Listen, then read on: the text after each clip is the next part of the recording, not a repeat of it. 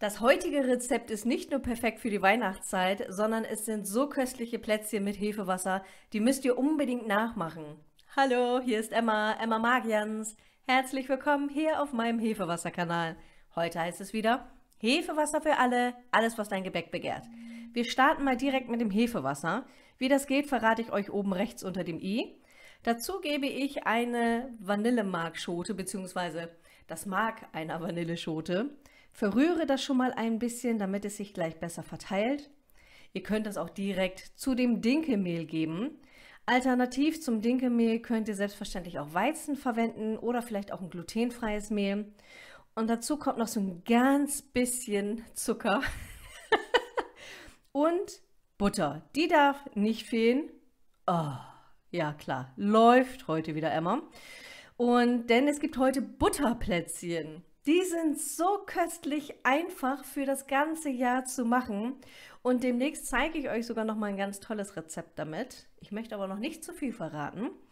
Und das Ganze vermenge ich jetzt hier einmal mit der Hand, denn ich finde tatsächlich bei Plätzchen, das habe ich euch ja schon bei meinen Vanillekipferl verraten, verlinke ich euch auch noch mal oben rechts, dass ich, warum auch immer, Plätzchenteig irgendwie immer mit der Hand knete, obwohl ich so eine tolle Küchenmaschine bei mir stehen habe. Wie ist es bei euch? Macht ihr das auch so gerne? Plätzchen backen immer zur Weihnachtszeit? Aber tatsächlich, ich habe einige Rezepte, die Haferflockenplätzchen zum Beispiel und auch jetzt diese Butterkekse. Meiner Meinung nach kann man die das ganze Jahr über essen. Wie ist es bei euch? Esst ihr tatsächlich nur an Weihnachten Kekse oder dann tatsächlich auch immer? So, der Teig ist fertig. Ich packe den jetzt in eine Form, damit ich das besser in den Kühlschrank bekomme. Das müsst ihr nicht, ich mache das jetzt einfach.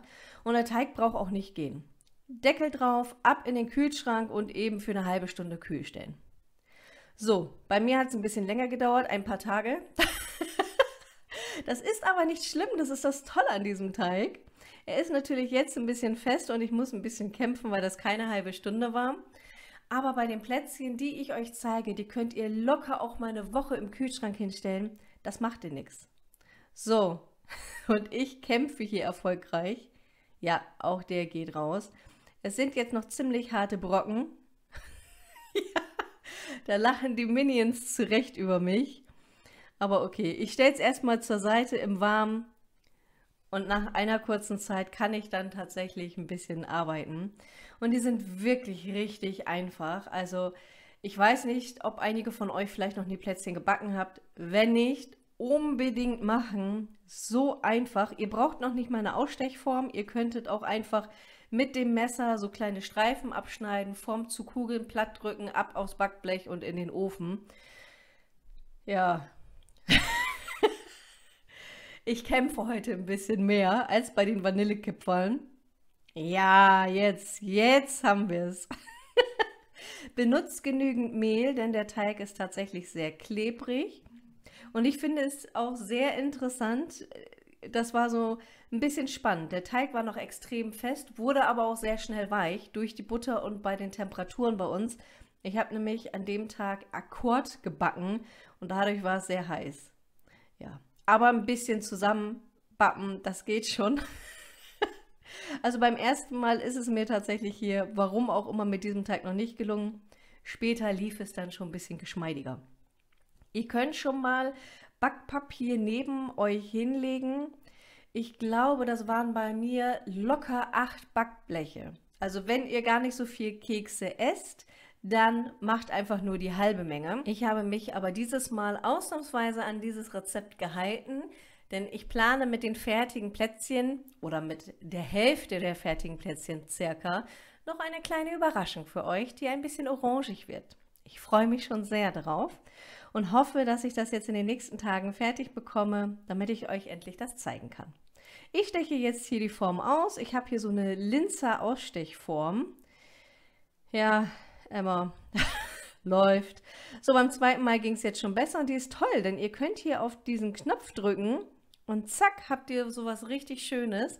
Geht natürlich das ganze Jahr, wie gesagt, über und die hat nochmal so andere Formen. Also es gibt die in ganz verschiedenen Ausführungen. Ich verlinke euch diese mal unten unter diesem Video. Schaut euch den Link unbedingt mal an, lohnt sich sehr. So, ich verteile das jetzt hier auf meinen bereitgelegten Backpapier und habe hier auch noch eine kleine Assistentin, die mir hier zur Hand geht und später auch noch mal das Ausstechen der Plätzchen übernommen hat. Es ist sogar ein bisschen Teig übrig geblieben durch die ganze Nascherei der kleinen Dame. Vielen Dank dafür.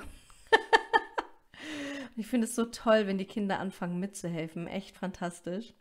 So, und das geht in den vorgeheizten Backofen bei 180 Grad Ober- und Unterhitze. Und wenn ihr mal schnellere Antworten und mehr Blicke hinter die Kulissen haben wollt, werdet einfach Mitglied bei mir. Und seid ihr jetzt bereit für die fertigen Plätzchen? Dann hier einmal. So, die sind wirklich sehr heiß. Und hier ist das fertige Endergebnis. Ich bin gespannt auf eure Kommentare. Teilt das Video und ich bin bald wieder zurück. Eure Emma.